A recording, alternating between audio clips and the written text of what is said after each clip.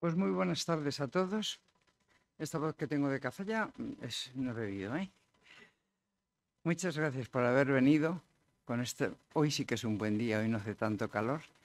Y vamos a ver una preciosidad de viaje, bien documentado, porque a este señor, que yo no le conozco mucho personalmente, pero sí sé lo que hace, le ha dado por la vela. ¿Qué se va a hacer? Ha hecho muchas travesías, ha recorrido Francia, ha bajado hasta la isla de Elba. Ahora nos va a presentar la vuelta a Italia. Yo de lo que conocí a Álvaro era de una maravilla que me afectaba a mí directamente, y era que en su velero y en otros, él y otros médicos y enfermeras sacaban los fines de semana niños enfermos de cáncer por la bahía. No 2 días, no un fin de semana para hacer bonito, sino desde el 2003. Y eso fue lo que me impresionó la primera vez que presentó algo en el Museo Marítimo, porque yo he trabajado mucho coordinando niños enfermos y mayores, pero sobre todo a niños, y me hubiera gustado que hubiera estado en mis tiempos. He nacido 20 años demasiado pronto. Entonces, yo de eso es de lo que conocí a Álvaro, y no puedo dar más detalles del devenir de su vida. Solamente que sí, que es una buena persona y que tiene muy buenos amigos. Entonces yo le voy a hacer unas preguntas y así nos aclaramos un poco. ¿Te parece, Álvaro? En el artículo del periódico dice una cosa que es lo mismo que pienso yo, que coincidimos, que las cosas hay que hacerlas con tiempo. Que no es salir y llego a tal hora a tal sitio y para las 3 menos cuarto puedo estar en tal sitio. Cuéntanos eso del tiempo. ¿Por qué dices que es tan importante lo del tiempo? Bueno, lo primero, muchas gracias por invitarme, Elisa y los compañeros del Ateneo. Y efectivamente, a mí cuando me preguntan qué es lo más difícil de estos viajes, que ahora os comentaré los que hemos hecho con el barquito, yo siempre digo que es disponer del tiempo para hacerlos. No es ni tener mucho valor, ni tener un barco bueno, ni mucho dinero, sino disponer de tiempo.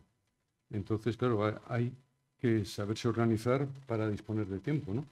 Yo he tenido la suerte de que he trabajado en la administración pública y nos respetaban estrictamente los permisos sin sueldo y estos permisos que establece la legislación, ¿no? Pero obviamente, pues un viaje de estos, por ejemplo, la Vuelta a Italia, pues han sido 4 meses. Eso no lo puedes hacer en unas vacaciones de un mes. Hay quien lo hace. A lo mejor, si casi no paras en los puertos y vas solo a navegar, pues a lo mejor lo consigues. Pero ahí es donde está el origen de la mayoría de los accidentes. La navegación hay que tomársela con calma, y cuando a mí me preguntan amigos que van a alquilar un barco una semana y que piensan hacerse tanto, yo casi siempre les digo, mira, piensa la mitad de lo que has programado y seguramente ni a eso te va a dar tiempo. Sí, te comprendo, porque lo que hay que hacer es disfrutar lo que se hace. Lo que no tiene precio en realidad es disfrutar planeándolo con tiempo. Voy a ver qué más preguntas he preparado, ¿eh? ¿Desde cuándo estás haciendo esto? El largarte por ahí cogiéndote sin sueldo, que quiere decir sin sueldo, cogiéndote tiempo libre para hacer viajes. ¿Desde cuándo lo estás haciendo? Ahora tú has puesto el dedo en la llaga. La gente, cuando yo les digo que me cogía permiso sin sueldo, solo se fijan en lo del permiso. El permiso. No se fijan en lo de sin sueldo. Sin Claro, sueldo. eso hay que organizarse con tiempo, ¿no? Pues yo creo que la Vuelta a España me parece que la dimos en el 2012, ya no me acuerdo bien, pero en fin, esa fue la primera, como si dijéramos la que me abrió los ojos para comprender que se podían hacer viajes largos con cualquier velero, ¿no? Nosotros estábamos acostumbrados a hacer la cornisa cantábrica hasta Asturias, hasta Euskadi, y pensábamos que igual que nos organizamos unas vacaciones de 15 días, la misma intendencia y el mismo estudio, la misma programación valdría para dar la vuelta a España si en vez de 15 días teníamos 3 o 4 meses, ¿no? Y entonces nada, pues ese fue la decisión difícil, intentarlo la primera vez. Salimos con una probabilidad, yo calculaba, de un 60 o un 80% de terminar y un 20 o un 40% de no hacerlo, ¿no? Cuando vimos que lo hacíamos y que no daba ningún problema, pues nos lanzamos a hacer otras navegaciones que ahora os contaré, siempre partiendo de la base de que nuestro puerto base es Santander, entonces buscando distancias accesibles, ¿no? Y esa cosa que tenéis tan buena, porque claro, a bordo hay que ir con alguien más, de llevar amigos, ir reponiéndolo. Cuéntanos también cómo organizas la Sí. mini tripulación que llevas. Y Hombre, ya te dejo y nos lo cuentas el resto, ¿eh? vale, sí. Ahora me organizo con amigos que se turnan cada 15 días, ¿no? Entonces, eso me obliga a una programación muy estricta, porque cada uno, cuando yo salgo de Santander, ya tiene sus billetes de avión cogidos para una cita que tienen conmigo en tal puerto y en tal fecha, ¿no?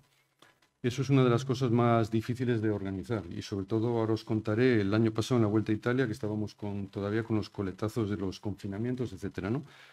Lo que fue un chollo fue la Vuelta a España, que conseguí que un amigo tuviera también los 3 meses Ah, disponibles y entonces estuvimos los 3 meses solo dos personas, las mismas dos, ¿no? Con nuestras parejas que venían en algunas etapas. Eso fue comodísimo porque tenías una libertad absoluta sin ningún compromiso de fechas, etcétera, ¿no? Pero en fin, gente que disponga de 3 meses para navegar, pues hay poca y ahora pues nos organizamos así. no, y ahora sí, pero ya que lo has mencionado el año pasado, ya saliendo de la pandemia, eso que pones en el periódico, que si el barco es tu casa puedes hacer no sé qué de noche, cuéntanos un poquitín eso nada más Sí. y luego nos largas el rollo que tengas preparado, ¿eh? Sí, es que hay cosas que la gente que no navega pues no se da cuenta, ¿no? Pero, por ejemplo, el estado de excepción te obligaba a estar confinado en casa pues de tal hora a tal hora, ¿no? Entonces, en algunos países el barco se consideraba tu vivienda y en otros no. Entonces, si el barco se considera tu vivienda, tú puedes navegar de noche porque estás en tu casa Ah, y si se considera que es estar en la calle, pues entonces no se podría navegar de noche, ¿no? Eso para nosotros es muy importante porque cuando pierdes alguna etapa porque el tiempo no te deja salir de puerto o lo que sea, pues luego hay que recuperar el tiempo perdido navegando de noche y haciendo etapas más largas, ¿no?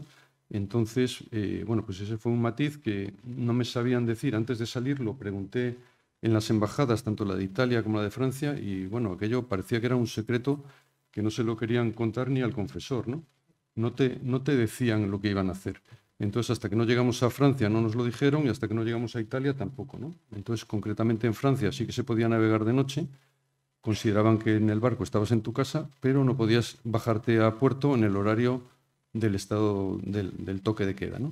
Entonces, si por ejemplo el toque de queda era hasta las 6 de la madrugada, si llegabas a puerto a las 5, no podías entrar a las 5, tenías que esperar hasta las 6, porque si tocabas con el pie el puerto ya estabas ilegal, ¿no?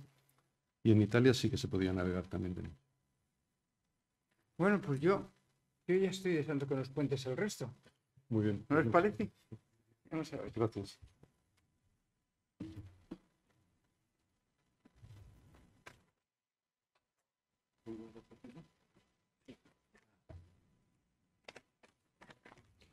Bueno, lo primero que quiero deciros es una cosa práctica, que es que yo voy a hablar como voy a intentar resumir el viaje en un poco menos de una hora.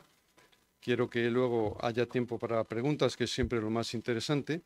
Y bueno, si alguien se tiene que ir antes, fuera en la entrada está a la venta el libro, ¿eh? Bueno, en primer lugar, explicaros un poco cómo es el barco mío. A ver si pongo esto en marcha.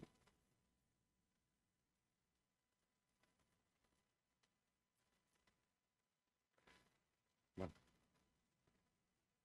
Bueno, es un velero de 6 metros y pico que tiene la orza abatible, entonces el calado permite pasarlo de 1,40 a 70 centímetros cuando subo la orza. Eso ya veréis luego la importancia que tiene en algunos puertos y en algunos ríos.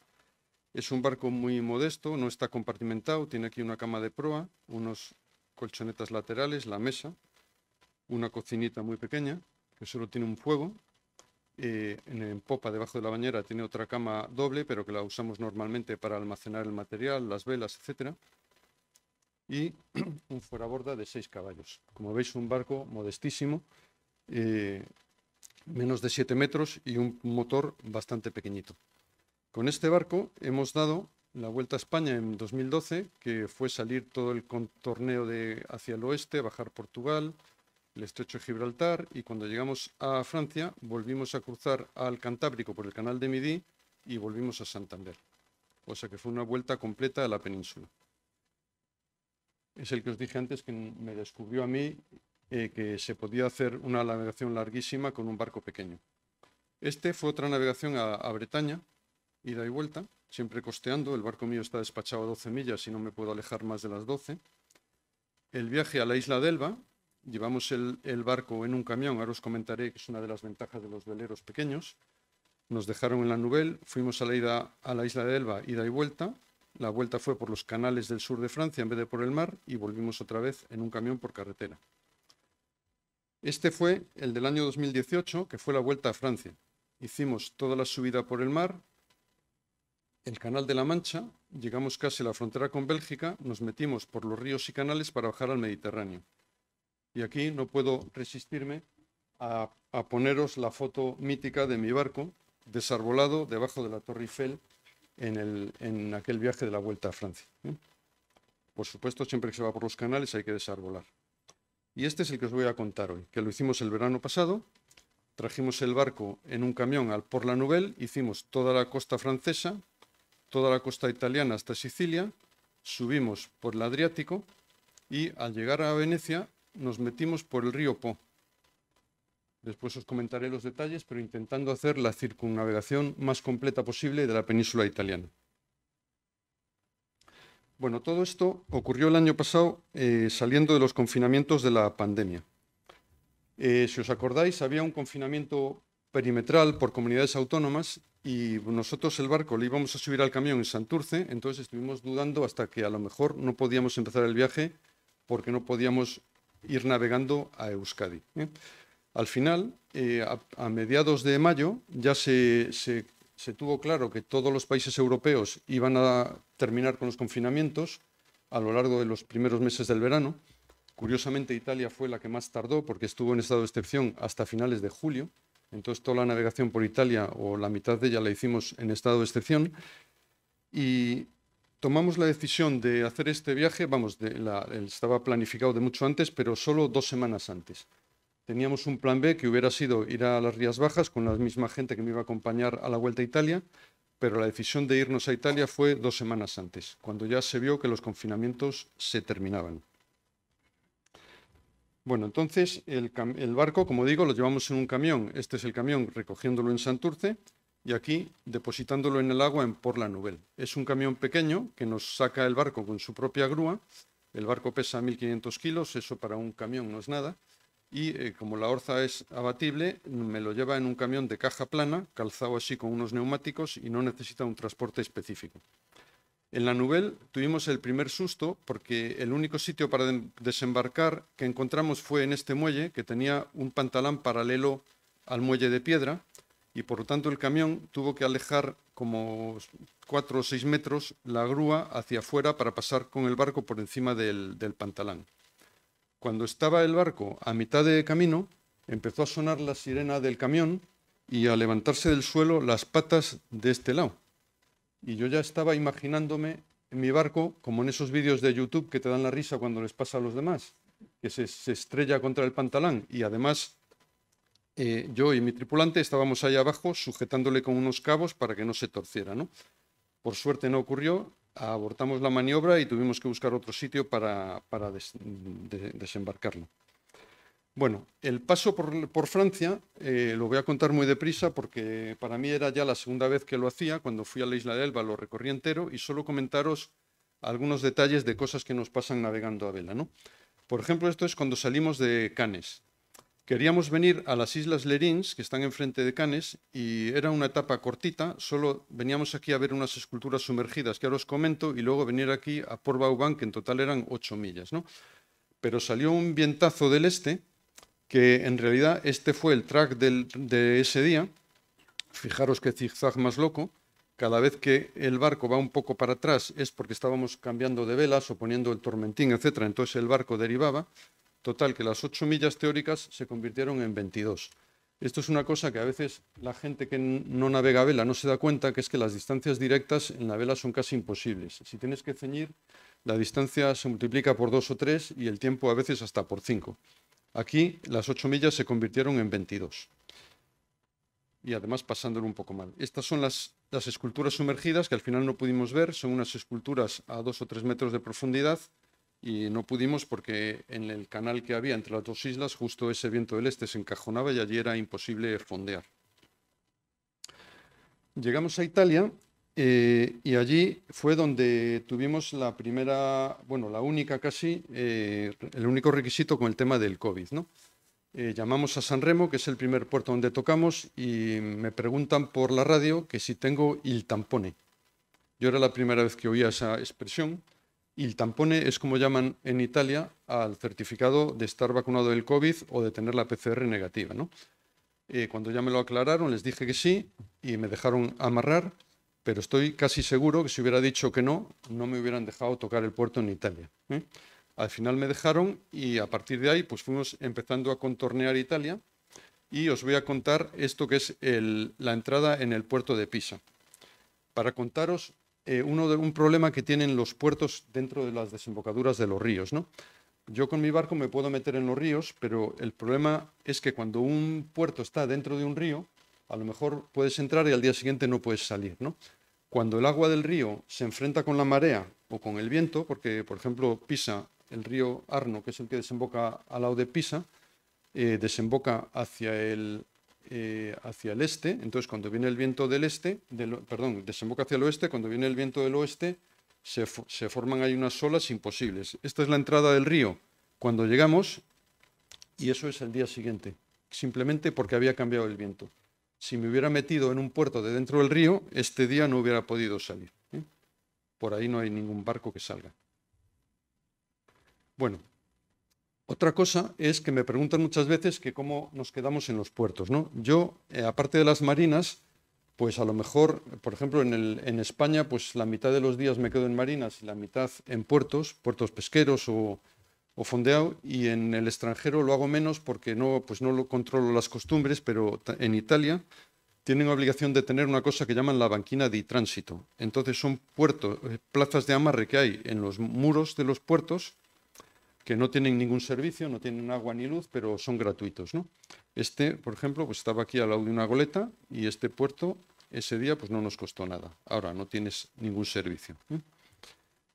En el libro cuento los problemas que hay con los ormeggiatori, que son los amarradores italianos, porque a veces se te acerca alguien al puerto, cuando te ven amarrar, te ayudan, te dan un cabo o te cogen el cabo y te dicen que tienes que pagarle tanto, ¿no? Entonces, unas veces son legales y todo lo tienen autorizado y es legal que te cobren, pero otras veces pues es algún fresco que te ve llegar por allí, te dice que él es el amarrador e intenta cobrarte algo, ¿no? Incluso se da el caso de que te dejan regatear. Después os contaré en Venecia el regateo que nos permitieron. Bueno, en el viaje de la Vuelta a Italia nos encontramos con un problema específico con los atraques en el entorno de Roma, ¿no? Esa es la isla de Giglio, que es donde naufragó el Costa Concordia, ¿os acordáis? Y teníamos mucho interés en conocerla. Entonces llamo por teléfono y me dicen que no tienen amarres, ¿no? Era un sábado y me dijeron que para el sábado y el domingo no tenían. Y les pregunté que si me daban amarre para el lunes. Me dijo que tampoco tenía. Entonces yo le pregunté que si podía llamar el domingo por la noche para ver si se había quedado algún atraque libre para el lunes, porque obviamente los atraques de tránsito están sujetos a muchos imprevistos, ¿no? Tú puedes tener cualquier problema por el camino y un barco que había reservado para el lunes no llegar y su puesto se queda libre. Y me dijeron que no me molestara en llamar porque no tenían sitio. Entonces me di cuenta que estábamos ante una situación que ya lo ponen algunas guías, que es que los navegantes de Roma se reservan los atraques de los puertos de alrededor para varios meses, ¿no? Entonces eso se lo consienten y los atraques de tránsito que están pensados para los que vamos de paso y que necesitamos 1 o 2 noches, pues ellos se los cogen para todo el mes de julio o para todo el mes de agosto. Entonces hay marinas que no te dan atraque de ninguna manera. Eso para mí es un incordio porque el barco es tan pequeño que no tenemos Zodiac para desembarcar, entonces si no llegamos a un puerto que podamos arrimarnos al muelle, no lo conocemos y no podemos ir a la compra, por gasolina, etc. Bueno, ya por el mar Tirreno llegamos a la costa del oeste de Italia es preciosa, está llena de archipiélagos, pasamos varios días navegando de isla en isla sin tocar el continente, mientras que la costa del Adriático tiene muchas menos. Os voy a contar las islas de Ventotene, que es una isla maravillosa, y este es un islote que tiene en mitad del mar, que está a 12 millas de cualquier tierra. La tierra más próxima está entre 9 y 12 millas. Es un islote que sale en mitad del mar y además no está iluminado. O sea que eso, si vas de noche, te lo puedes encontrar sin luz, no está balizado. es una situación peligrosísima y por esa costa pues hay rocas así que son pitones volcánicos que han salido del mar, normalmente están más cerca de la costa, pero este es el más peligroso de todos. Y llegamos a la isla de Ventotene, que es una de las más bonitas en las que hemos estado. Es una isla volcánica que tiene un puerto que se excavó en la roca. Este es el puerto. Normalmente los puertos se hacen aprovechando una ensenada natural y haciendo una escollera que protege de las olas. Este se hizo en la época de los romanos a base de excavar. O sea, todo lo que ahora veis que es el puerto, esto era roca maciza, y como entonces la mano de obra era muy barata o gratuita, pues todo esto a base de pico y pala lo vaciaron para hacer el puerto. También hicieron, fijaros, los norais, están también tallados en la roca. También hicieron una piscina artificial, también excavando, y hasta los tinglados portuarios, estas cuevas, que ahora son tiendas, pero antes eran para dejar las redes y tal, están todas excavadas en la roca. Y aquí veis mi barco entre los que se ven habitualmente por el Mediterráneo, ¿no? El mío es este, para que veáis el tamaño comparativo, ¿no? Siempre que entramos a puerto con este barquito, por supuesto es fácil que me den sitio en cualquier esquina, y siempre yo digo que los barcos pequeños caemos simpáticos en los puertos, y eso es algo muy importante, es subjetivo, pero es algo muy importante, ¿eh? La gente se esfuerza por ponértelo fácil, en vez de ponerte dificultades.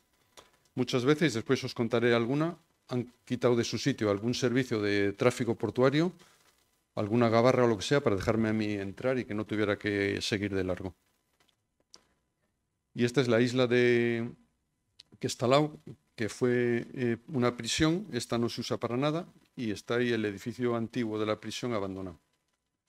Bueno, en estas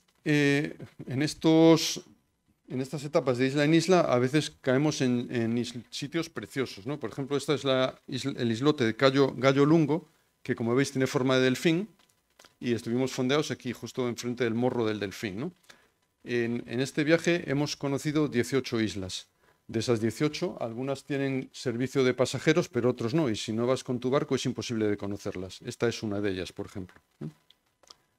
Bueno, poco a poco nos fuimos acercando al estrecho de Mesina. Y esto es una curiosidad que se llama un espejismo superior o fata morgana, que es que puedes ver barcos volando. Esto ocurre por una refracción de la luz, no se sabe por qué, es muy típico del estrecho de Mesina, pero ocurre en cualquier sitio donde se queda una capa de aire frío cerca del mar. Es como los espejismos del desierto, pero invertidos, ¿no? En los espejismos del desierto lo que pasa es que se queda una capa de aire caliente cerca del suelo y tú ves lo que estás viendo que parece agua, es el cielo, estás viendo el cielo bajado al suelo, ¿no? Aquí ocurre lo contrario, se queda una capa de aire frío cerca del mar y la capa de aire caliente arriba. Entonces, esa capa, cuando no hay viento y se queda estable encima del agua, hace que la luz se refracte y hace una curva y te llega a tu ojo después de haber dado una curva. Entonces tú, la impresión subjetiva que tienes es que lo estás viendo, claro, siguiendo una línea recta con tu ojo y le estás viendo ahí arriba.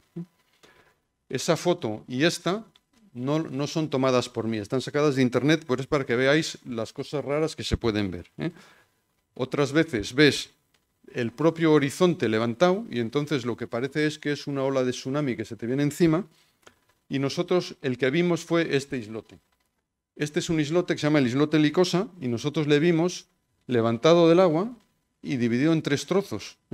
En realidad es una sola isla y que debe estar pegada al agua, lógicamente. Pues esto es el Fata Morgana que vimos cerca del estrecho de Mesina. Bueno, en Sicilia, o ya por el sur de Italia, pillamos una ola de calor tremenda. Estuvo en la prensa, en las portadas, hubo incendios y llegamos a 48 grados. 48 grados en el barco es insoportable. Navegando tenemos que poner todos los inventos, sombrillas, aquí un cubo con agua para remojarnos de vez en cuando, pero fue horroroso. Y luego veréis por el Adriático que fue lo contrario. Bueno, cerca de Sicilia tuvimos un problema con el timón automático que se nos estropeó, y también en el barco tener estropeado el timón automático es de lo peor que te puede pasar, porque entonces te obliga, si son etapas de 8 horas o 10, a estar turnándote cada hora o así a llevar el timón. Hicimos un arreglo que no nos sirvió, El timón, al desarmarle, nos dimos cuenta, era un timón nuevo, ¿eh? Se le había soltado el compás electrónico que lleva dentro. Por suerte, las bisagras sobre las que gira las encontramos y lo pudimos arreglar, pero luego ya estuvo fallando todo el viaje y al volver a Santander, pues nos lo arreglaron dentro de la garantía porque le habíamos comprado nuevo un poco antes de salir, ¿no? Pero el caso es que nos dio el viaje. Y también se nos rompió el spinnaker, ¿eh? El spinnaker es la vela esa que se infla en la proa, que en las travesías es imprescindible porque te hace ganar un nudo o un nudo y medio, y sin spinnaker el barco pues le vemos lentísimo, ¿no? El spinnaker se rajó entero de arriba abajo. Intentamos hacer un arreglo que ahora os comento. Hicimos unas bolitas de tela. Las bolitas de tela las envolvimos en los puños de escota, lo cerramos haciendo así como un atillo. Después eso, le hicimos un aduje con un cabito y el spinnaker quedó así, ¿no? El puño de driza y los dos puños de escota. Y el spinnaker pudimos usarle así, o sea, este es el puño que sustituye al anterior, pero claro, aquí le falta 1 metro de tela, ¿no? Entonces el spinnaker había perdido una superficie impresionante. Como íbamos cambiando de tripulantes, tuve la suerte de que 2 amigos de España que tienen un barco como el mío, Leopoldo Alonso y Gaby Nieto, me ofrecieron el suyo. Entonces el plan que habíamos tenido era que el siguiente tripulante me lo iba a traer de España en el avión, ¿no? Pero luego tuve la suerte de que en Sicilia encontré una velería que me vendió uno de segunda mano y con ese pues acabamos el viaje. Pero el tiempo por el Tirreno sin el spinnaker era enervante, porque tú sabes que el barco puede ir a 5 o 6 nudos y vamos solo a 4 o 5, y eso pues son algunas horas de más en cada etapa. Bueno, este es un sitio que estuvimos en la banquina di tránsito, y os voy a contar una anécdota muy curiosa. En el sur de Italia muchos puertos están encenagando de arena. Le llega el viento del sur, el Sirocco, lleva la arena del Sahara hasta las costas de Italia y se va depositando, y hay puertos que están cerrados, ¿no? Entonces yo le pregunté al marinero por teléfono, llamé desde el puerto anterior y le dije que si tenía sitio. Y el tío me dice que sí, que tenía sitio, pero que no me lo podía decir oficialmente para no hacerse responsable de una varada. Porque ese puerto, en la entrada, tenía solo medio metro de calado, y si él me hacía entrar y yo me quedaba varado, le echaban la culpa a él. Pero que si yo entraba y una vez dentro le pedía sitio, que me lo iba a dar. Entonces nos arriesgamos, pudimos entrar y ya dentro, en cuanto estuvimos dentro, nos dio sitio y nos quedamos aquí, al lado, por cierto, del camión que saca los barcos. Pero dentro había 3 veleros y se veían desde lejos, y le digo, ¿y estos veleros? Y me dice, esos 3 están caput. Quería decir que esos barcos ya no podían salir de allí. Se les había cerrado la entrada y estaban condenados a morir allí dentro, o que alguien los comprara y se los llevara en un camión por carretera a otro puerto, pero por el mar de allí ya no salían. Y luego vimos muchos otros puertos que estaban igual de cerrados, que ya os comentaré alguno. Bueno, esta es una anécdota que tuvimos en Tropea, que es una ciudad preciosa, cerca de Sicilia. Está construida en los acantilados, y estas son las bicicletas del barco, ¿no? Nosotros llevamos 2 bicis pequeñitas que en el barco me caben en el tambucho. Son bicis creo que son 14 pulgadas la rueda, muy chiquitinas, pesan solo 8 kilos y son las que usamos para los recaos. Estábamos conociendo la ciudad en las bicis y había unos novios haciendo su reportaje, ¿no? Entonces íbamos coincidiendo en distintos sitios y siempre nos miraban así con curiosidad, ¿no? Y ya al final el fotógrafo, que es este bajito, se acerca y me dice que si le dejamos las bicis para el reportaje. Y yo le dije que bueno. Primero le puse la condición de que luego me dejaran hacerme una foto a mí con los novios. Después ya no hizo falta. Y total, que en vez de una foto hicieron un reportaje de vídeo. Y estuvieron ahí como media hora con nuestras bicis. Y esto es muy gracioso porque él les dio las instrucciones, entonces ella, lógicamente, con el vestido de novia no podía montarse. Entonces ella se tenía que quedar esperando al otro con la bici, ¿no? El otro tenía que bajar y para que le fuera fácil le buscaron una cuesta abajo. Entonces él iba con una mano, con las piernas así levantadas y haciendo el tonto, y ella cuando venía tenía que hacer así, como una expresión de asombro, tapándose la boca. Pero claro, hasta que al fotógrafo le gustó la toma, lo repitieron como 6 o 8 veces, y ya para entonces alrededor de la plaza se había juntado allí medio pueblo y aquello parecía una función de circo, ¿no? Bueno, cuando llegamos a Sicilia, la isla de Sicilia no la contorneamos porque hubieran sido 500 millas más.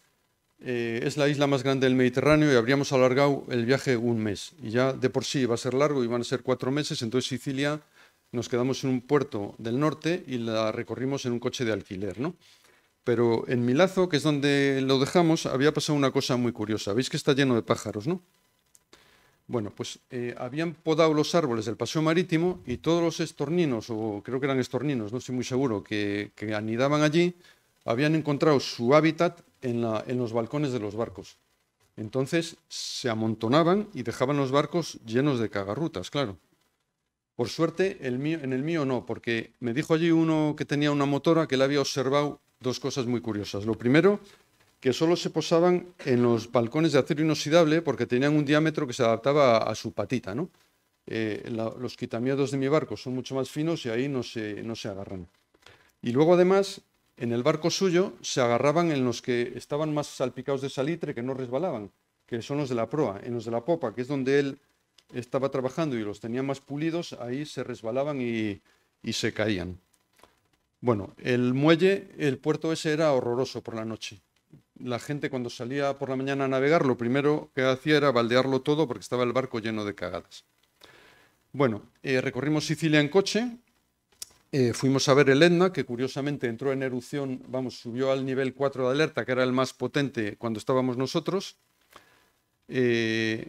Pudimos subir hasta las coladas de lava que había salido aquella noche. Y fijaros cómo estaba la carretera, esto es ceniza, ¿eh? O sea, como aquí cuando nieva, la carretera en vez de una marca blanca tenía una marca negra y las rodadas de los coches son blancas en vez de negras en la nieve, ¿no? Y incluso tienen una señal de tráfico específica que te limita la velocidad en presencia de arena volcánica en la carretera, a 20. Fijaros cómo estaba la carretera aquel día. Bueno, a las Islas Eolias sí que fuimos en el barco, las vimos todas. Este es el charco ese de lava de Vulcano, que es un barro que dicen que tiene propiedades terapéuticas, pero curiosamente por el COVID estaba prohibido entrar, hasta el punto que fijaros qué estrictos son en Italia, pero que estaba castigado con reclusión de 6 meses a 3 años, por no hacer caso si te metías al barro. Bueno. Y luego hicimos una excursión por el monte, ya os dije que estábamos hasta 48 grados y cuando fuimos a comer nos fuimos a refugiar en una sombra, una de las pocas sombras que había, y nos encontramos que en la sombra ya se habían muerto ahí 3 o 4 cabras de calor, o sea que hasta buscando la sombra se deshidrataban y se morían. Aquella ola de calor fue tremenda. Este es el cono de Vulcano, el Vulcano visto desde Lipari. Y este es Stromboli, con el Strombolicho, que es ese cono que tiene ahí cerquita de Stromboli. Este le llaman el faro del Mediterráneo. Y la erupción de Stromboli por la noche, que ya sabéis que la lava cae hasta el mar. Y por la noche le llaman el faro del Mediterráneo porque se ve, cuando está en activo, se ve la luz desde muy lejos. Incluso se puede usar como demora el olor del volcán, ¿eh? El olor huele a azufre, entonces cuando si estás perdido y de repente tú vas navegando y en un momento te llega el olor a azufre, sabes que en esa demora, de donde viene el viento, allí está Stromboli, ¿eh? Bueno, este es el Spinnaker nuevo que me vendieron en Sicilia. El tío me lo dio de segunda mano porque era de un cliente que lo había encargado y no lo había recogido, aunque estaba nuevo, y me dice que si no me importaba que pusiera un pequeño logotipo. Y yo, como me lo había rebajado a más de la mitad, le dije que no me importaba y esto es lo que él interpretaba como un pequeño logotipo. airlove.it. No me importa porque ahora me queda de recuerdo, ¿eh? Pero eso es lo que él pensaba que era un pequeño logotipo. Bueno, llegamos a cruzar el estrecho de Messina. El estrecho de Messina es impresionante porque tiene unas corrientes muy fuertes, hasta de 6 nudos, tiene solo 1,5 millas de ancho y sobre todo por el tráfico comercial que tiene. Tienen unas tablas de corrientes que son como las tablas de mareas, donde te dice cada día a qué hora está la marea parada, el pico pues que la hora y la velocidad, por ejemplo, a las 5:55, 5,2 nudos, y luego donde dice, a ver, bueno, en algún sitio pone, sí, aquí, en azul montante y en verde descendente. Montante no significa que la marea esté subiendo, sino que la corriente tira hacia el norte, y descendente que tira hacia el sur. Entonces aquí, por ejemplo, el pico es a las 5:55 y tira hacia el sur con una intensidad de 5 nudos. Bueno, pues esto está en internet, hay que consultarlo habitualmente porque con un velero, con una corriente en contra de 5 nudos, pues no avanzas. Bueno, este es el estrecho de Messina, la boca de entrada del norte, y esto es un monumento que ha quedado que se llaman los Piloni dello Stretto. Son los postes que llevaban la luz de Italia, que es lo que se ve al final, perdón, sí, aquello es el continente y esto es Sicilia. Entonces son unas torres de 300 o 400 metros de altura, por donde pasaba la luz hasta los años 90, y luego ya se sustituyó por un cable submarino. Pero los han dejado como un monumento de recuerdo, entonces se usa para ejercicios de salvamento, de comunicaciones y también como una actividad deportiva. Se puede subir hasta arriba, son 2000 y pico escalones. Bueno, el estrecho de Messina, hay tanto tráfico, no hay puente entre Sicilia y el continente, aquí está Sicilia y aquí la bota, y hay un tráfico constante de norte a sur de mercantes y de este a oeste de los ferries que cruzan del continente a Sicilia. Por ejemplo, aquí, este es la aplicación OnCourse que te dice los barcos que tienes alrededor. Cuando nosotros cruzamos llevábamos 7 mercantes a la vista, por supuesto todos esos tienen preferencia, tú te tienes que ir apartando. Y lo gracioso de esto es que la aplicación esta OnCourse te da tu barco que es que te vienes arriba, porque fijaros, este es el mío, el Corto Maltés, que tiene 6,5 metros, y lo de al lado son mercantes y ferries a lo mejor que llevan 2000 personas, ¿no? Bueno, hay que notificarlo a los de tráfico marítimo, entonces ellos te dan las instrucciones. A mí la única instrucción que me dieron es que tenía que ir con mucha atención, cosa que no me hace falta que me lo digan, pero ahí lo resumieron todo, ¿no? Bueno, cruzamos sin problemas. Bueno, en el estrecho de Messina nos cruzamos con estos barcos que son típicos del estrecho, que son para pescar el pez espada. Fijaros qué barcos más impresionantes. Tiene una torre que mide 15 metros. Aquí arriba va el capitán, y desde ahí arriba gobierna el barco. Le suben con un winch eléctrico y es para que él desde allí arriba vea los bancos de peces, ¿no? O los peces que están durmiendo en la superficie, porque el pez espada, por lo visto, duerme en la superficie y de lo que se trata es de acercarse con el barco y aquí en la proa, aunque se ve menos, pero tiene una pértiga igual de larga que esta, de 15 metros, donde va uno con el arpón.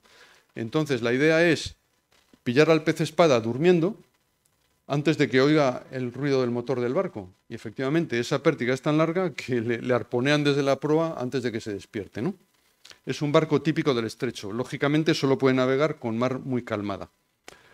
Estos son los problemas que te encuentras de vez en cuando, que es que pillas una red con el fueraborda, ¿no?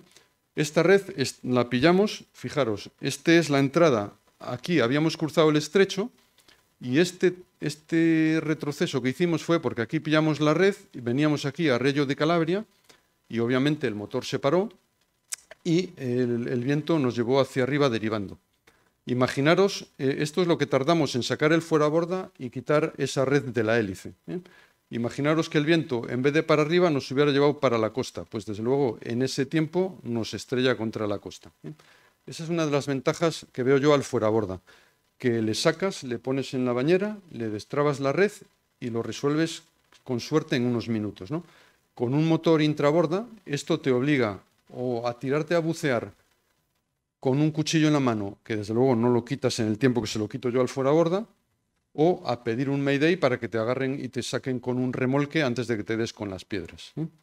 Eso nos pasó más de una vez. Por ejemplo, esta es otra, en otra zona del viaje, que lo que pillamos fue un plástico. Una simple bolsa de plástico te para el fueraborda. Bueno, esto es cuando cruzamos el mar Jónico. El mar Jónico, para nosotros todo esto era desconocido, porque yo solo había conocido en otros barcos hasta el Tirreno, pero ya me sorprendió que en la guía INRAE, que es la que llevamos para ver los puertos y eso, solo le dedicaba 20 páginas, cuando a los otros mares de Italia le dedicaba 200. eso significaba que tenía poquísimos puertos, ¿no? Entonces, efectivamente, hay puertos que hay que hacerse 80 millas para llegar de un puerto a otro y sin ninguno intermedio.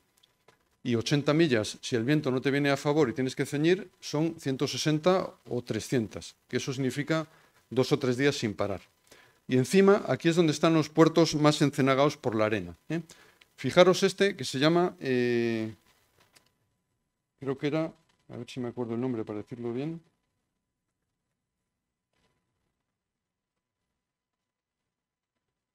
Bueno, ahora no me acuerdo el nombre, algo iónica. Bueno, fijaros, esta es la foto del satélite de hace 4 o 5 años. Esta es la entrada del puerto. Fijaros que estaba ya, o sea, antes era por aquí por donde entraban los barcos, ¿eh? Veis un espigón y el otro. Ya se habían cenegado de arena y habían abierto una artificial por aquí. Pero cuando pasamos nosotros, la imagen del satélite era esta. O sea, esto que estaba cerrado, seguía cerrado y ya la parte nueva se había cerrado completamente y esto se había hecho una laguna. Por supuesto, aquí ya no hay forma de entrar. Esta es la foto del satélite. Fijaros que no es solo que esté la arena a ras del agua, es que hay dunas en lo que antes era la entrada del puerto, ¿eh? Y esto es como lo vimos nosotros, las dunas de arena de la entrada. Bueno, total que tuvimos que seguir 80 millas. Otras veces se nos dio bien. Por ejemplo, este es cuando pasamos de la punta al talón de la bota, hasta Gallipoli, y que hicimos un rumbo directo, como si fuéramos a motor, porque venía el viento de aquí perfectamente del noroeste y fuimos de un través a unas velocidades impresionantes. Este es el GPS del día y fijaros que alguna vez cogimos 11,7 nudos. Eso es impresionante para mi barco, ¿eh? Seguramente fue cuando cogimos una ola cuesta abajo, porque desde luego a vela no coge esa velocidad, ¿eh? Bueno, en Gallipoli, esto es lo que os decía de las ventajas de los barcos pequeños. Gallipoli tiene 3 puertos y por teléfono nos dijeron que los 3 estaban ocupados, que no tenían sitio para nosotros. Y después de hacerse 60 millas necesitábamos descansar. Bueno, pues nos dejaron quedarnos en este, que es un puerto pesquero, y aquí esta señal que no se ve muy bien propone expresamente que está prohibido amarrar veleros, ¿eh? Pero nos dijeron quién estaba encargado de esto. Aquí medía el calado 1 metro o metro y pico. Era un tal Ferdinando, nos dijo que nos podíamos quedar, no nos cobró nada y ahí estuvimos 2 días divinamente. Ese es el centro histórico de Gallipoli. Bueno, esta las voy a pasar, que es Santa María de Leuca.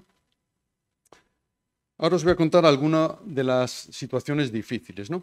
El Adriático ha sido un mar muy desesperante, feo, difícil de navegar por él y con pocos atractivos, ¿no?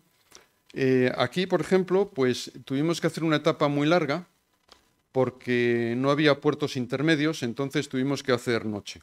Y además el viento venía mal, venía de cara, en fin. Entonces tuvimos problemas con los militares, ¿no? No sé si sabéis que algunas zonas de la costa las acotan los militares para hacer ejercicios de tiro, ¿eh? Entonces, es una zona bien delimitada, pero no está prohibida siempre, solamente cuando van a hacer los ejercicios. Y eso lo anuncian por el canal 16 de la radio. Entonces, aquel día no habían anunciado nada, entonces nosotros, ya era de noche cuando entramos en la zona del campo de tiro, que estaba por aquí, y íbamos tan tranquilos. Y de repente estaba yo de guardia, Miguel estaba durmiendo, y empezamos a oír explosiones a nuestra espalda. Y mirábamos y no veíamos nada. Entonces, imaginaros de noche y oyendo explosiones estando dentro de un campo de tiro, ¿no? Eso duró unos minutos hasta que nos dimos cuenta que es que empezaban a tirar fuegos artificiales. Sabéis que siempre cuando van a tirar los fuegos, antes del espectáculo pirotécnico, pues tiran 1 o 2 para avisar, ¿no? Y esas no las ves, porque claro, explotaban en nuestra espalda y cuando mirábamos ya no veíamos nada. Pero hay que ser bruto para hacer unos fuegos artificiales y anunciarlos así en un campo de tiro, ¿no? Y luego, por si fuera poco, por la noche nos viene una patrullera de estas. Cuando te viene una patrullera, era de las que van buscando inmigrantes ilegales, ¿no? Entonces vienen muy deprisa, aparecen en mitad de la noche y vienen con un foco muy potente y siempre te alumbran a la cara para que tú no veas nada, ¿no? Entonces tú solo ves algo que te deslumbra.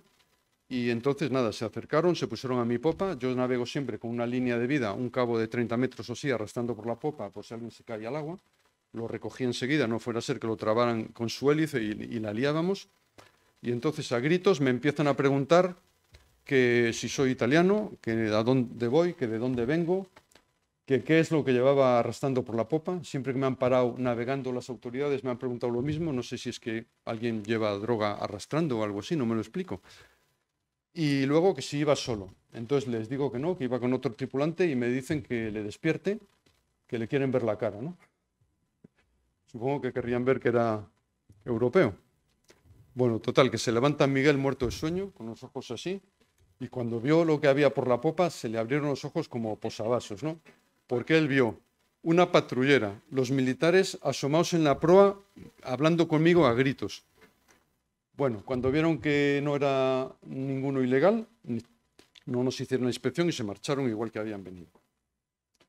Bueno, llegamos allí a Brindisi con un vientazo horrible. Nosotros no nos pasó nada, pero fijaros que otro velero que entró un poco después que nosotros había desarbolado, ¿eh? Se le había roto el palo con aquel viento. La verdad es que el hombre era un poco imprudente porque nosotros íbamos con todas las velas reducidas y a él se le rompió porque iba con el spinnaker. ¿A quién se le ocurre? Bueno, vamos a pasar esto, que es otra de las dificultades, una noche toledana que pasamos allí. Bueno, estas son las Islas Tremiti, que es el único archipiélago que hay en el Adriático, ¿eh? Tremiti significa temblores. Se piensa que es porque en otra época había terremotos o lo que fuera, ¿no? Pero lo gracioso es que los habitantes de las Tremiti se llaman Tremitesi, que significa los temblorosos.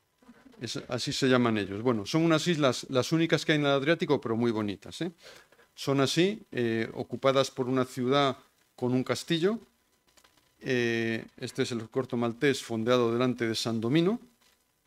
Y también tienen una escultura sumergida del Padre Pío, que es un cura de aquella zona, ¿no? Este es el pueblo. Y las barcas, fijaros, el muelle es tan pequeñito que algunas las amarran en palés subidas a tierra, porque no caben todas en el agua, ¿eh? ¿Qué forma han encontrado para poder entrar todos? Bueno, este es otro puerto donde tampoco me dejaban entrar por el calado. Cuando llamé me dijeron les pedí atraque y me dice que mi barco no entra en nuestros estándares, me contestan. Su barco no entra en nuestros estándares. Y eso fue por correo electrónico y no había teléfono donde preguntar y no sabía lo que eran sus estándares. Cuando llegamos allí, pues vimos que efectivamente el puerto tenía como medio metro así de calado, pero el fondo era de algas. Entonces con el barco mío, que subida a la orza son 70 centímetros, pudimos entrar. Bueno, en el Adriático la meteorología nos jugó las peores pasadas, ¿no? Nos cayó una tromba de agua. Aquí la estábamos viendo en la lejanía, cómo llovía. Y esto fue unas trombas, cuando soplaba el viento daba fuerza 6 o 7 y de repente se paraba casi a nada, ¿no? Cuando soplaba tanto teníamos que ponernos a la capa porque era imposible navegar y cuando paraba el viento pues intentábamos avanzar un poco. Y duró poquísimo porque esto es el mismo día pero una hora después. Cuando se pasó aquello llegamos al puerto y estaba así, con el sol, pudimos ver todas las esculturas que había en el espigón de la marina, etc. Bueno, esto es para que veáis cómo es el Bora, que es el viento que nos cogió, ahora os lo explico. Fijaros, esta cosa, había fuerza 7, ¿eh? Fijaros que se levantan crestas blancas, no solo en la cumbre de la ola, sino también en los senos, ¿eh? Esto nos pilló, obviamente, sin avisar. Yo con fuerza 7 no se me ocurre salir de puerto, pero el Bora es un viento que viene de Croacia, que no avisa, y entonces nos lo encontramos ya saliendo a navegar, ¿eh? Entonces fue la única vez en mi vida que yo he llamado a salvamento marítimo. Y llamamos no para pedir auxilio ni nada de eso, simplemente porque queríamos que supieran que estábamos en un temporal de fuerza 7 con un barquito de menos de 7 metros para que nos hicieran el seguimiento, ¿no? Entonces me preguntaron todos los datos, que dónde estábamos, a dónde íbamos, etcétera, y luego estuvieron llamándonos pues cada media hora o así para ver si todo iba bien a bordo, ¿eh? Hasta que llegamos al puerto, entramos, ya cuando llegamos a puerto se había pasado todo, pero bueno, fue uno de los momentos peores de la navegación, ¿eh? Fijaros las crestas, normalmente cuando hay fuerza 5 salen crestas en borreguitos en la cresta de la ola, como esa, pero aquí es que se levantaban borreguitos hasta en los valles, ¿vale? Y agravado con que el Adriático está lleno de plataformas petrolíferas. No sé si lo sabéis, pero el Adriático solo tiene 50 metros de profundidad. Como comparación, el Cantábrico tiene 4.000. Aquí en Santander sales 10 millas y tienes 4.000 metros de fondo.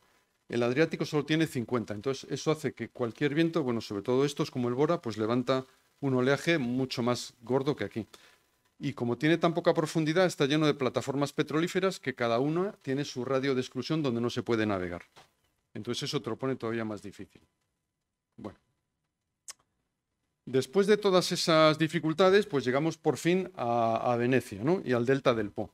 El Po es un delta como el del Ebro, que está justo aquí debajo de Venecia, y es una tierra de aluvión que va creciendo progresivamente. Son tierras, unos mares interiores, porque entre los brazos del río pues el agua está muy calmada, y nos empezó a llamar la atención ya que, fijaros, las amarras tenían aquí un margen como de un par de metros para que la amarra subiera y bajara. En el Mediterráneo siempre se dice que no hay mareas, pero en el Adriático, como tiene así una forma de fondo de saco, cuando entra la marea hace al fondo como una ola, y en Venecia puede haber mareas hasta de 2 metros. Ya esto nos empezó a mosquear. Bueno, estos son casitas típicas de allí del delta, que construyen la casa encima de 3 o 4 barcos, le ponen simplemente una plataforma entre los barcos y encima construyen la casa. Y esta es una isla muy bonita que vimos, la isla de Albarela. Bueno, fijaros la marea, lo curiosa que es en el Adriático. Esto no hay quien lo entienda y cuando os lo diga os va a parecer mentira. Normalmente las mareas aquí en el Cantábrico son de 6 horas, ¿no? Sube 6 horas, baja 6 horas, sube 6 y baja 6. Pues fijaros en el Adriático qué anarquía. Esto es el 1 de septiembre. Hay una pleamar que se queda alta 6 horas, desde las 12:05 más o menos hasta las 18:40. Se queda la marea arriba, sin que baje. Luego viene una bajamar y viene la siguiente pleamar, o sea que ha habido una pleamar y una sola en 24 horas en vez de 2. Bueno, después se va acentuando el piquito este de la bajamar, que aquí no lo había, y a mitad de mes viene a tener la periodicidad normal de cada 6 horas. Y luego, al final del mes, 27, 28, 29, es al revés. Lo que dura 6 horas es la bajamar. O sea, aquí duraba 6 horas la pleamar y aquí la bajamar, pero vuelve a haber una pleamar a las 13:10 del día 28 y la siguiente a las 12:20 del día siguiente del 29, ¿no? O sea que una pleamar cada 24 horas. Eso te lo complica todo muchísimo. Bueno, llegamos a Venecia y entramos por una de las 3 bocas que tiene la laguna de Venecia, que es la del sur, y ya sabéis que han hecho unos diques submarinos para evitar que la ciudad se inunde. Cuando entras no los ves porque están en el fondo, pero lo que sí ves es un puerto que han hecho con esclusas para que si alguna vez hay que usar ese dique, el tráfico comercial pueda pasar, entrar y salir de la laguna por los puertos. Bueno, en Venecia hay que acostumbrarse al balizamiento, que es este antiguo de 3 postes de telégrafos con lo que marcan todo. En el libro está bien explicado lo que significa cada cosa. Porque hay que tenerlo estudiado, porque fuera de los canales la profundidad de la laguna es de 1 metro más o menos. Como no sigas los canales te quedas varado seguro. Y hay algunas señales, como las de bifurcación, que son muy difíciles de entender, porque el mismo poste veis que aquí tiene la roja y la verde. Entonces eso es para que si vienes de un lado la veas roja, desde el otro la veas verde, y es como nuestras señales de bifurcación. Bueno. La laguna de Venecia se ha mantenido porque hace unos siglos desviaron el curso del río Po, el río Po desembocaba en la laguna y se dieron cuenta que la iba a cegar. Imaginaros todo esto que es el delta del Po con la boca nueva, imaginaros que toda esta tierra estuviera dentro de la laguna de Venecia, pues obviamente ya no existiría laguna. Bueno, entonces nosotros en Venecia nos conseguimos quedar en la isla de San Giorgio Maggiore, que es esta. Tiene una marina que, fijaros, está justo enfrente de la plaza de San Marcos. Esto es una parada de Vaporetto y son como 200 o 300 metros. Un sitio envidiable. Aquí es donde os dije que pensábamos que iba a ser una marina muy cara. Al principio me pidieron 60 euros por noche y mi idea era haberme quedado allí un día, haberme hecho allí unas fotos y haberme ido a otra del fondo de la laguna más barata. Pero hablando con el marinero y explicándole nuestro viaje, me dejó regatearle y al final me lo rebajó a 40. Ya por 40 me mereció la pena quedarme y nos quedamos toda la semana aquí. Y estuvimos una semana que nos acostábamos en Venecia, teniendo al fondo la plaza de San Marcos, el Palacio Ducal y la iglesia de Santa María de la Salute, y ahí en medio está la boca del Gran Canal. En Venecia nos vinieron a ver el barco los niños de la escuela de vela de la isla de San Giorgio Maggiore. Los monitores de la escuela sabían nuestro viaje, se ve que habían hablado con sus compañeros de otros puertos anteriores y además uno de los profesores había estado aquí en Santander en el Mundial de Vela con el equipo italiano, ¿no? Y vinieron los niños a ver el barco. Les estuvimos explicando el viaje, les dijeron que subieran de 6 en 6, pero ya ves que no saben contar. Ahí se metieron yo no sé cuántos, bueno, les estuvimos enseñando por dentro, por fuera, se lo pasaron bomba. Bueno, las torres de Venecia, que como sabéis están todas inclinadas, no solo la de Pisa. En Venecia cualquier campanario está inclinado. Estas son cosas de la intendencia. En Venecia, esto lo pongo para que sepáis que, claro, en 4 meses pues hay cosas de la vida práctica que hay que hacer, como cortarte el pelo. Entonces el pelo nos lo cortamos en la bañera, pero hay que hacerlo un día que no haga viento, por educación con el del barco de al lado, porque si no, todo lo que te cortan se le va... Sí, la bañera del barco, sí. Bueno, y esta es la imagen mítica del corto maltés en Venecia, que es la portada del libro. Y aquí veis el vídeo de mi barquito por el Venecia, Santa María de la Salute, la plaza de San Marcos con el campanile y el Palacio Ducal. En Venecia es obligatorio llevar el motor siempre arrancado, aunque navegues a vela, para poder salir en un apuro si te viene un barco de pasajeros o lo que sea, poder reaccionar. Y además estaba el Festival de Cine de Venecia, entonces estaba la Guardia Costera, estaba desde la isla de San Giorgio, que es donde teníamos el barco, haciendo vídeo de todos los barcos que se movían por el canal, para si hacías algo mal denunciarte. Entonces, bueno, ahí vamos a vela. Fijaros el oleaje que hacen. Simplemente este oleaje no es del viento, es de todas las barcas que van pasando. Bueno, al llegar a Venecia no dimos ahí por finalizado el viaje. Ya os dije que nos metimos por el río Po.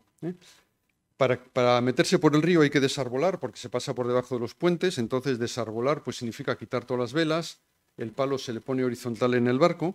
Hay que protegerle la proa, la parte de arriba y de abajo con un palo. Hay otros que ponen aquí un chaleco salvavidas. A mí me gusta más atar un palo porque en las esclusas el barco se mueve mucho y da golpes.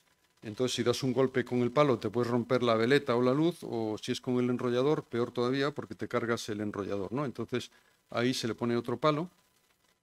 Después os enseñaré otras protecciones. Y así es como queda el barco para la navegación fluvial. Y, por supuesto, hay que ir a motor.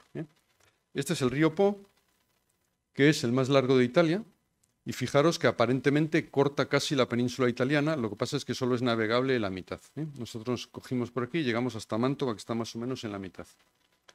Bueno, la navegación fluvial tiene sus peculiaridades. Por ejemplo, se pasa por debajo de los puentes, y hay gente que siempre me pregunta que con qué calado se puede ir por los canales. Normalmente, por ejemplo, en Europa, pues si tienes menos de 1,20 suele ser posible, pero a veces se te olvida lo de arriba.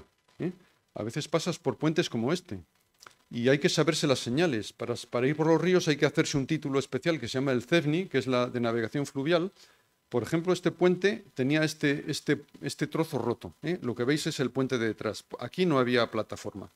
Entonces, si tú no te sabes las señales, normalmente te tirarías por ahí.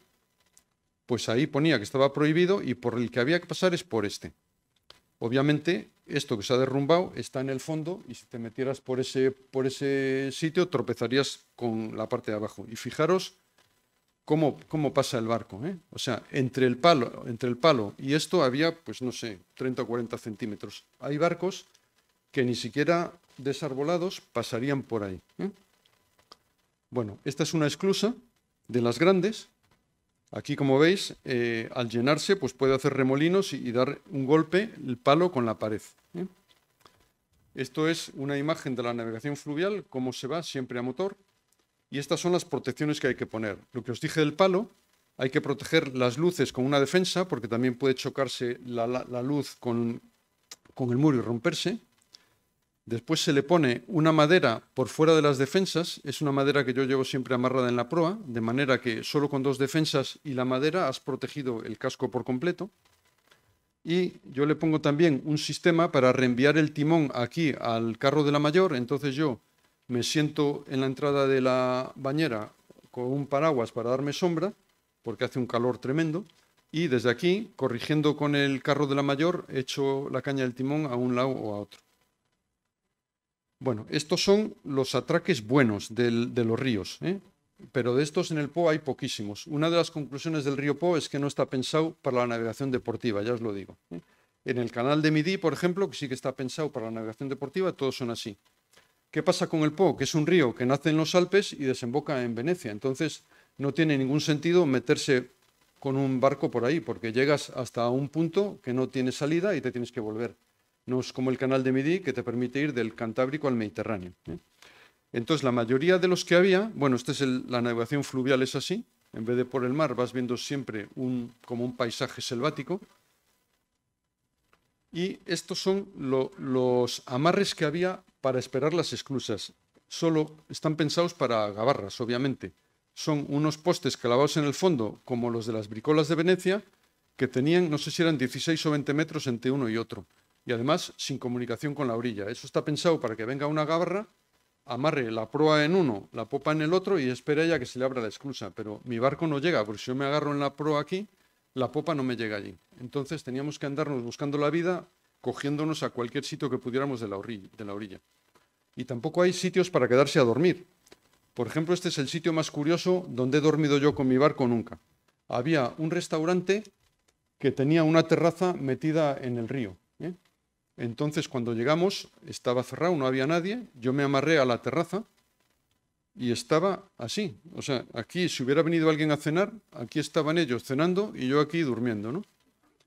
Después vino el dueño y me dio permiso. Además, fue muy amable. No solo me dio permiso, sino que me dejó la electricidad. Me dijo que si necesitaba ir al baño en su restaurante, que podía ir. Y la pena es que el pobre, pues ese día no recibió a nadie. No tuvo ni un solo cliente.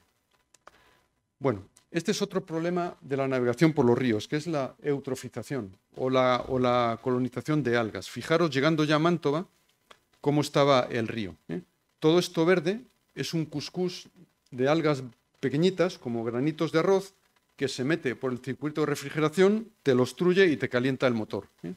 Aquí tuvimos un calentón que tuvimos que quedarnos parados en mitad del río, intentar resolverlo, tuvimos que sacar el motor varias veces para irlo limpiando y al final conseguimos salir, ¿eh? Pero si aquí te quedas con un reventón del fueraborda, es la leche, porque lo primero, nos quedamos fondeados en mitad del río. Alguien tendría que haberse ido nadando a la orilla, hacer autostop hasta Mantova. En Mantova buscar un taller que quisiera venir a ver lo que le pasaba a tu motor, porque en los canales, en los ríos, no hay servicio de remolque. Esa es otra cosa que tenéis que tener claro. En el mar, si te pasa algo, llamas a salvamento marítimo y te vienen a remolcar a puerto. En los canales no. Como tu vida no está en peligro, consideran que eso es innecesario, superfluo y no lo hay. Y después, si hubiera venido un mecánico a ver el motor, pues conseguir que lo hubiera llevado a arreglar, que hubiera conseguido las piezas de repuesto, etc. Esto es un problema gordo de los canales, ¿eh? Bueno, y esto es el fin del viaje en Mantova. Aquí, como veis, estamos delante de la ciudad de Mantova, y la foto esta, tan bonita, que pensaréis que cómo me la han conseguido hacer, porque lo difícil en estas navegaciones es tener fotos desde fuera. O sea, tengo unas de anécdotas de cómo me han hecho las fotos. Entonces aquí no había nadie en la orilla para pedírselo y entonces encontramos este palé que estaba amarrado a una de las boyas rojas que marcaba la canal dentro de la laguna y ahí se desembarcó Ana para hacerme las fotos y después vine a recogerla. Pero si a mí se me hubiera estropeado el motor, me hubiera pasado algo, ahí se quedaba para el descanso eterno. Fijaros, al poco tiempo, unos días después llegó ese cuscús, llegó allí a la laguna de Mantova, donde estábamos, y fijaros cómo está el agua, ¿eh? Imaginaros un fueraborda cogiendo agua de por ahí, ¿eh? Bueno, en Mantova vino el camión a recogernos y se lo llevó a Santander. Aquí estamos despidiéndonos del barco.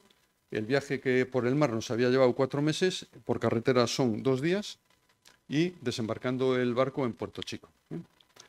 Bueno, el libro tiene estos dibujitos que se llaman, yo los llamo dibucartas, ¿eh? Es una silueta hecha con un texto. Al final del libro está la interpretación por si alguna se os resiste, ¿eh? Entonces, normalmente hay que ir girando el dibujo en el sentido contrario a las agujas del reloj para ir leyendo, ¿eh? Aquí pone, mira, hola, navegantes, ¿vale?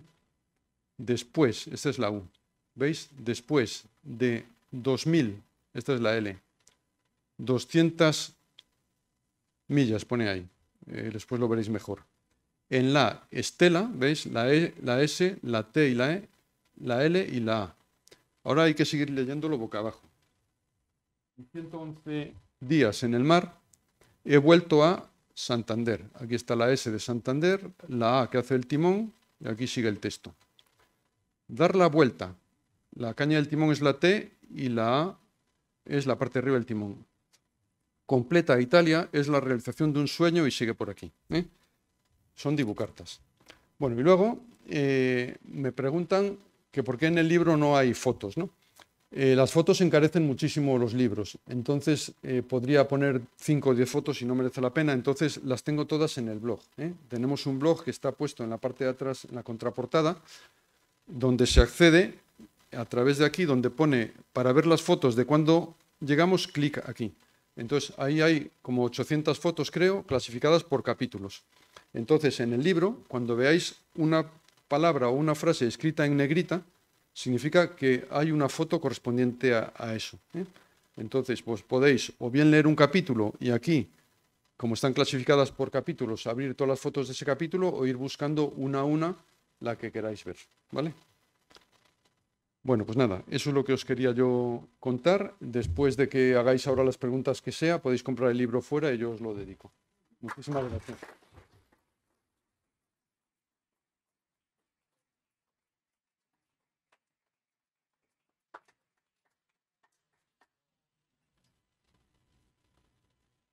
Bueno, pues muchísimas gracias, me ha encantado, me impresionó lo de las dichosas mareas del Adriático, porque creemos que nada más que hay mareas en el Cantábrico, pero en aquel saco también las hay, y todo lo que se te habrá quedado en el tintero. Así que, si quieren hacer alguna pregunta... Buenas tardes, muchas gracias, y quería preguntarte una cosa, ¿en qué idioma os habéis comunicado con los italianos? En italiano, pero porque yo soy italiano, pero en la náutica el idioma oficial es el inglés. Si tú llamas a cualquier sitio y tú hablas en inglés, te tienen que contestar en inglés. Muy buenas tardes. Hola. Bueno, a mí lo que se me ocurre en este viaje de argonautas que habéis realizado de alguna manera es precisamente el tema de la convivencia. Yo no sé si en ese cuaderno de bitácora que representa el libro, si es que es un cuaderno de bitácora, se puede explicar de alguna manera cómo es la convivencia, es decir, la relación humana en ese cascarón tan chiquitito, bueno, en medio de un lago que es el Mediterráneo. Me imagino que sería como si esto en el Atlántico, me imagino que imposible, no lo sé. Pero, ¿cómo es la vida, la convivencia? Es decir, ¿podrían darnos algunas pistas de cómo se lleva a cabo, cómo es posible que las personas durante todos esos meses puedan convivir en paz? Gracias. Bueno, pues mira, es facilísimo porque el régimen de navegación mío es que la mayoría de los días paro en puerto. Entonces yo intento hacer etapas de 25 o 30 millas, salimos temprano a las 8 y para la hora de comer o poco después de comer, si todo ha ido bien, estamos ya en un puerto de destino y entonces tenemos ahí la tarde para hacer las compras, para ver la ciudad. Si nos hemos cansado uno del otro, pues hacemos la visita separados. Entonces no hay problema. Yo he hecho también alguna travesía del Atlántico y ahí sí que es peliagudo eso, porque ahí son un mes sin salir de verdad del cascarón. Y entonces ahí cuando no hay viento y no hay nada que hacer a bordo, sale todo lo malo de cada uno, ¿no? No sé si sabéis que muchísimas parejas que hacen viajes oceánicos o dan la vuelta al mundo y tal, mientras están navegando todo va bien, porque claro, tienen dificultades comunes, pero luego la tasa de separaciones es altísima, porque luego llegan a casa y ya no se aguantan. Pero bueno, con este tipo de navegación de descansar por la tarde no da problemas.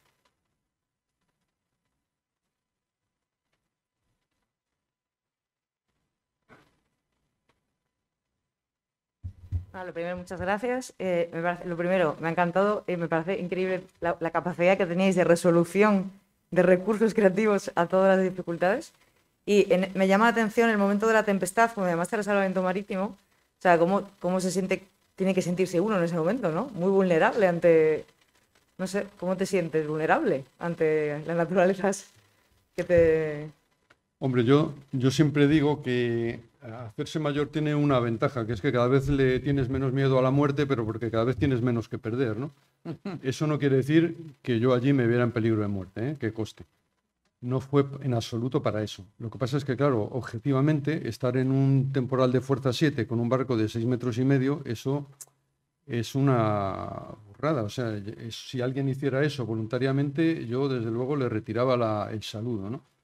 No se puede, el barco no está preparado para eso. Entonces, te ves con ese temporalazo y lo de llamar fue únicamente para decir dónde estábamos, que a bordo todo iba bien, pero que nos hicieran un seguimiento, porque claro, siempre es mejor, incluso para ellos, saber qué barco es, cuántas personas hay a bordo, si llevas medios de salvamento, y luego queríamos también que nos informaran del puerto al que íbamos, que habíamos visto en la guía que era peligroso entrar con viento y olas de mar hacia tierra y se daba todo, pues que nos dijeran si lo veían seguro o si era mejor que siguiéramos al siguiente puerto, ¿no?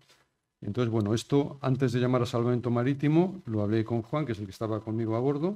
A los dos nos pareció prudente hacerlo y ya te digo, fue una llamada pues casi rutinaria para informar de dónde estábamos y que supieran. O sea, allí en el mar no había nadie aparte de nosotros, ¿eh? Pero ese aviso te aseguro que lo dieron después de salir nosotros de puerto, ¿eh? Esos vientos se anuncian con muy poco tiempo. Normalmente por el canal 16, llamo, sí. Y después ellos ya te desvían a otro número para que hables ya la conversación larga por el otro. Pero curiosamente ahora siempre te piden un teléfono móvil, porque les da miedo que te quedes sin batería o que pase algo y al no tener batería no te funcione la radio. Y de hecho, ahora que lo dices, yo creo que todas las llamadas que nos fueron haciendo cada media hora eran por el teléfono, no por la radio. ¿Más preguntas? Allá. Espera. Sí, Álvaro, a mí me gustaría que explicases algo que es una constante en tus viajes, que es la refrigeración de los alimentos. La cuestión de los frigolines, de los famosos frigolines, y cómo suponen un desafío más, pero que a la vez te permiten conocer mucha gente, ¿no? Explícalo un poco, por favor. Sí. Bueno, yo no lo he dicho, pero es obvio que está el barco despachado a 12 millas y solo tengo lo que exige la legislación española para las 12 millas, ¿no? Entonces, yo no llevo radar, no llevo AIS, llevo llamada selectiva digital, pero dentro de la modestia del barco, pues lo que no tengo es frigorífico, ¿no? Entonces, eso, pues yo mantengo el frío con frigolines, que son esos acumuladores de frío que se tienen en un congelador y luego los metes en una caja hermética o de por spam o en una nevera de excursiones y si lo abres poco te puede durar el frío pues 2 o 3 días. Pero claro, me obliga a andar buscando siempre a quien me lo congele, ¿no? Entonces, muchas veces me lo congelan en la misma marina. La marinería suele tener una nevera con congelador para sus bocadillos y para su comida y tal. Si no, en el bar donde paremos a tomar algo, siempre procuramos que esté cerca de la marina y después preguntarles a qué hora abren por la mañana, porque muchas veces nos vamos antes de que abran, entonces no nos sirve. Pero ellos nos lo pueden guardar congelado hasta el día siguiente. A mí no me importa pedir esos favores. Me da ocasión para hablar con la gente, me hace comprobar que esos favores que a ellos no les cuestan nada, les gusta hacerlos, porque encima pues se van a casa contentos de haber ayudado a alguien.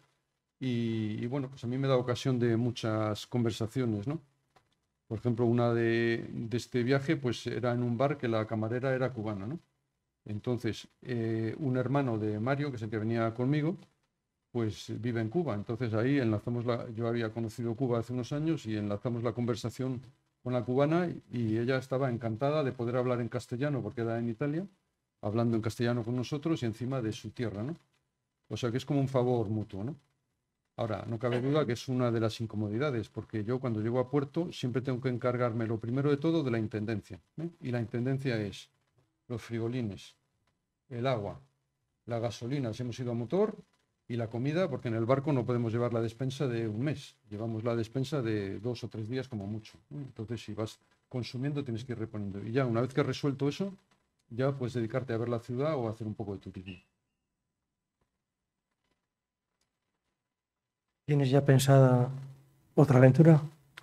Bueno, pues mira, este año nos propusimos hacer un viaje corto y hemos estado solo en La Coruña, hemos ido y vuelto a La Coruña y yo creo que el año que viene vamos a intentar ir a Londres. Yo siempre digo intentar, porque bueno, pues hasta ahora las cosas me han salido bien, pero no puedo asegurar lo que vaya a llegar, ¿no? Entonces, bueno, pues ir y volver a Londres, que también me apetece mucho, es lo que intentaremos. Una pregunta más. Bueno, en el peor de los casos, que es cuando hemos tenido que hacer noche, a lo mejor han sido, pues, no sé, o sea, un día salir por la mañana y llegar al mediodía al día siguiente, o sea, 30 horas o así. Pero bueno, lo normal son 6, 8 y cuando el viento viene muy mal y viene de cara, a lo mejor son 10 o 12. Esas son agotadoras ya. Oye, yo tengo una pregunta. Y terminamos, ¿eh? Y cuando tenéis que cocinar a bordo, ¿qué tal se os da? Sí, bueno, pues mira, normalmente la comida del mediodía solemos hacerla muy ligera, incluso a veces hasta se nos pasa la comida y llegamos a puerto a las 6 y decimos, joder, si no hemos comido. Pero bueno, en el mar y en este barco pues no se puede cocinar navegando, donde se podría, pero es difícil, ¿no? Entonces hacemos una comida de bocadillos o una ensalada o algo así. En Francia las baguettes esas tan ricas que te dan ya hechas y hacemos la comida más de cocinar por la noche, que en el puerto pues sí se cocina normalmente. Bueno, pues hasta aquí hemos llegado. Aquí se acaba la singladura. Si hay algún libro sin firmar, os podéis acercar. Daros las gracias a todos por venir. Darle las gracias a Álvaro por estar aquí. Y mañana más. Muchas gracias a todos.